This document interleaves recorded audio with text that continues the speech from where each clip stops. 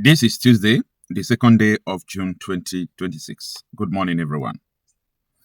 Before now, you have been hearing all sort of news that the terrorists that they call the bandits are heading to Lagos, that ISIS are going to Lagos, that Lagos will be infiltrated, that Lagos will be captured, and so on and so forth. Lagos is a place where so many ethnic groups are residing because Lagos has been a commercial hub and government houses, buildings let me say, since right from the colonial time. So Lagos has been there like a center for everybody. So because of that, people don't see it as a place where terrorists can just come to conquer or come to destabilize.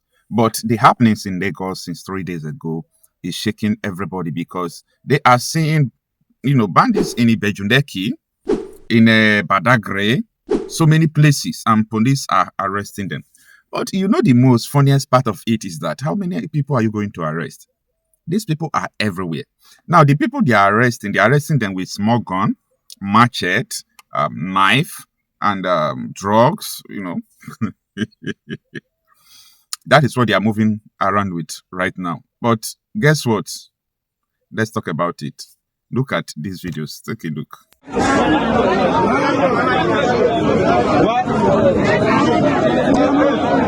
Please, let's be careful. This is the bus stop. Saturday, June 1st, 2026. This is Bandits. Fulani.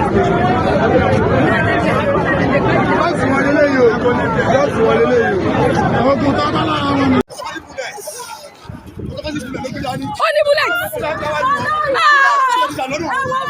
want bullets!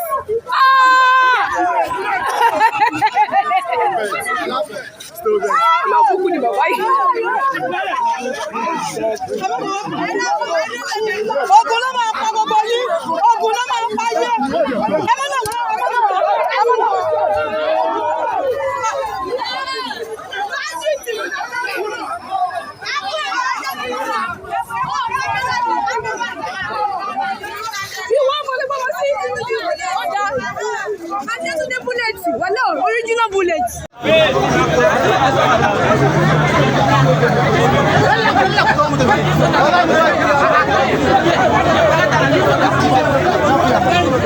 I don't know, this is Badagry. We have a serious issue in our hand. We are coming here for amusement, see what Aboki are bringing. See what they are holding. Ammunition. We are coming somewhere for amusement and you are coming into this. And this is where you have thousands of people coming, look at this over there. Coming to have fun. I have a serious experience inside where they are pressing the yash and breast of our ladies because they have not seen things like this before. We have to tighten security. Kudos to the security men on the gate here. They are really doing fantastic work. Kudos to them. If not for them, if they go in with all these arms, who knows what will have happened inside the beach. Please, we need to take proactive. Look at this. Look at this. This is that girl. Look at the mouth. Look at it. Look at the shams. We have shams there. Lagos is a state under serious siege. The security here are even overwhelmed. They are trying, but they are overwhelmed. With more security on days like this. Look at them. See their bike. The machine. Southern Beach. It's massive.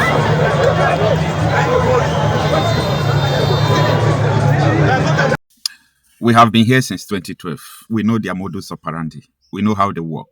We know how they test grounds. We know how they enter into the cities. We know how they paraded with knife first, with cutlass first, with small pistol first. And later on, they know your corners, they know your streets, they know the way they can exit the city and so on and so forth. The next thing is that they will start kidnapping, they will start striking, they will start doing all sort of things. They will study the city well. You see the way they are taking ammunitions to beach. small guns and cutlasses. They are taking them to beach, and nobody's raising alarm. You know why? Because they are not either Igbo man or Yoruba man, because they are Fulanis. You see, this is not a laughing matter. When Gani Adams, raised the alarm that bandits are heading to Lagos, a lot of people took it for granted. We are taking it for granted. This is a security alert, something that people should take serious. Now, always know that the purpose why I make my videos is not to make people to fear, but it's also majorly just to wake you up, tell you what is going on, and tell you to get ready. Yeah, tell you to get ready. I understand that. A lot of people told me, Okocha, we have traffics in Lagos. These people, if they do anything, they will not score free. Yes, I understand that the advantage is there when it comes to traffic. But be careful of suicide bombers. These people have different methods, different techniques of fighting their war, doing their jihad. If they see that it's jam-packed, like they can't just come and attack and go, they will start using suicide bombers. Be very careful. I'm just telling you how they work. We know these people. And that is why you see, anytime we tell you this thing is going to happen, it will happen because we know how they work. And most of the time, we have intelligence about their day-to-day things. This is because everything they are doing is open. They collect ransom in open source accounts and movements. Like they make calls, they do. Anybody who understands security and technology will be able to track and know the plans of these people, because they operate in a safe haven. They don't hide to do what they are doing. But don't forget that you were warned about these things. All of you are aware of it, but you kept quiet, hoping that somehow Tinubu will emerge as the president, or an Igbo man will come as the president, and your family will start enjoying.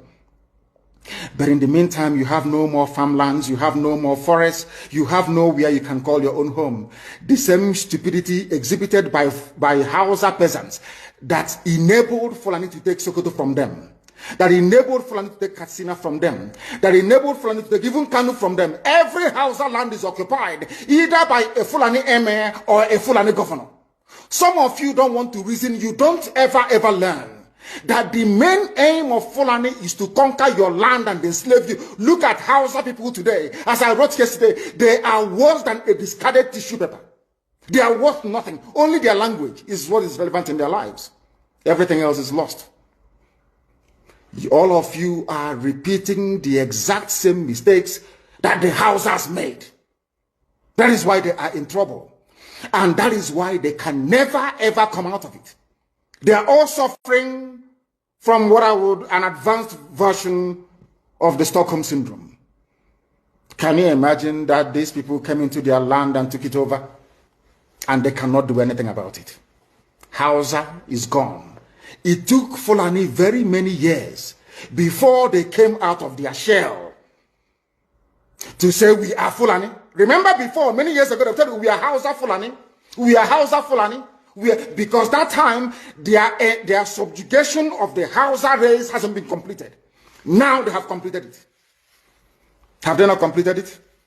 And what is happening right now? I ask you what is happening now. Fulani have now come out to tell you we are Fulani people. Is that not what they are saying now? They are not telling you we are Fulani. No more Hausa Fulani. What does that tell you? That the Hausa race no longer exists. Do you want the same thing to happen to you? Do you want the same thing to happen to your families, to your villages? Do you want your towns, let's say Obomosho, to be renamed into a Fulani name? Do you want Onisha to answer a Fulani name? Forget all the nonsense about unity of Nigeria. All they are uniting against is your common interest. Unless you prefer epileptic power supply, unless you prepare to live your whole life without running water, unless you want to live in abject poverty and deprivation, your only alternative is a revolution. Let nobody discourage you. All the countries of the world doing very, very well, they all went through a revolution. You must go through it. If you don't go through it, you can never ever survive. As a people, Fulani will take you over. As simple as that. This very day, we are making it known to the whole world that the Muslim extremist dictatorship masquerading as a secular democratic government must be demolished. It must be demolished for you to survive. They have to be demolished. If you do not demolish them, your lives will end very, very miserably. I assure you. I assure you. The zoo is on its knees. Everybody knows that the zoo called Nigeria is on its knees. Who doesn't know that? Everybody knows. Nothing is functioning. You are all aware of it. When they say go and register for NIM or whatever, NIM or whatever rubbish is called, all of you trooped out without legislation, without any laws. Fulani can control you however they like. Once they announce it, Yoruba newspapers very foolishly and stupidly will support them because they want Tinubu as the president. And you are all dying every blessed day. You are all dying every day. Had you people risen up to say that what is happening in Nigeria is bad, there is no way that Fashoranti's daughter will not be alive today. That is the price you pay for duplicity. That is the price you pay for treachery. That is the price you will continue to pay until you rise up and say enough is enough. It is up to you to do it. You did it during NSAS. You can do it again. Can you imagine Fulani people telling you, if you remove Fulanis from Yoruba forest, imagine Fulani telling you, if you remove them from your ancestral lands, there will be war, and you are panicking. And you have not asked yourself, why are they not saying the same thing about the East? Why did they not say to Eastern Security Network? Why did they not say to me, if you don't stop evacuating Fulani terrorists from the forest, there will be war? Because they know. They understand psychologically that you don't have what it takes to resist them. Do you know why Borno State is still alive? Why you still have the Kanuri people in Borno today? Was because they resisted the Fulani centuries ago. You have to go back to history to understand how Nigeria came into existence. Fulani has been expanding from day one, from Senegambia. All the way from Senegambia, they've been expanding, and now they are in Okigwe. All the way from Senegambia. They are now in Okigwe.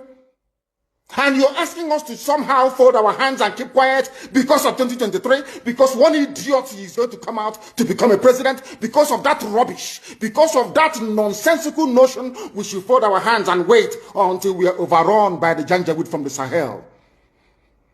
Is that how reasonable people think? Is that how people that wish to survive as a race, is that how they reason? It is very, very shocking that some of you do not understand what the Fulanis have in store for you.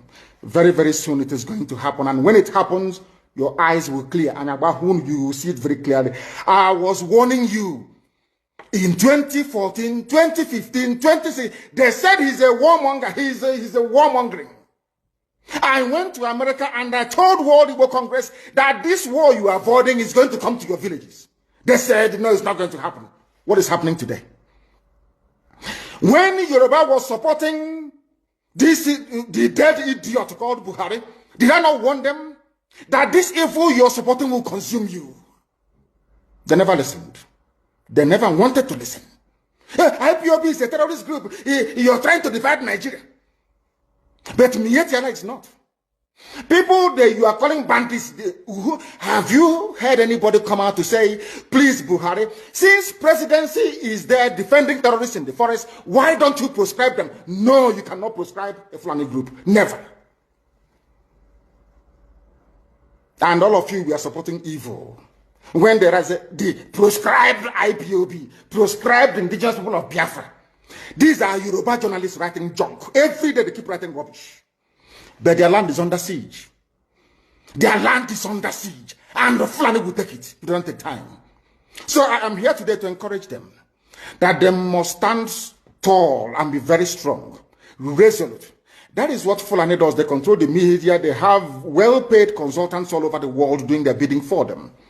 They have that woman at UN trying to lobby the world that everything is okay in the zoo called Nigeria. But you and I know that the zoo is not okay. You and I know the game plan of the Fulani. And what are you doing about it?